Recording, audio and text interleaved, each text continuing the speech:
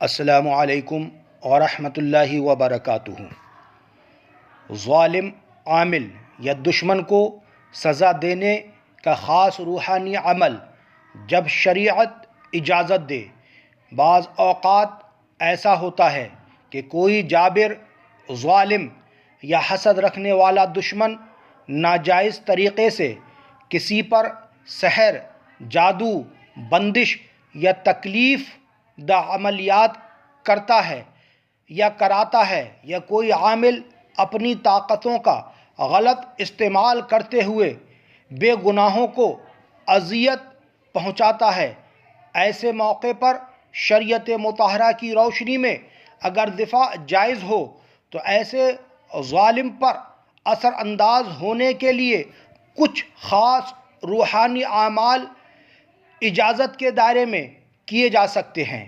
یہ عمل ایک خاص روحانی تحفہ ہے جو ظالم، جابر دشمن کو عبرتناک سزا دینے، دشمن کے اعضاء کو بیکار کرنے کے لیے یا دشمن کے جسم کو تکلیف پہنچانے، حتیٰ کہ شدید ظلم کی صورت میں ہلاک کرنے، یا کسی عامل کے عمل کو اسی پر پلٹنے یا جادو کروانے والے پر پلٹنے کے لیے کیا جاتا ہے، جبکہ شرط یہ ہے مظلوم شریعت کے مطابق مظلوم ہو اور یہ عمل محض انتقام یا حسد کی بنیاد پر نہ کیا جائے۔ اہم شرط: یہ عمل تبھی کیا جائے جب تمام دلائل، ثبوت اور روحانی تشخیص واضح ہو جائے کہ کوئی واقعی ظالم ہے اور اس کے شر سے بچنے کا اور کوئی راستہ باقی نہ ہو۔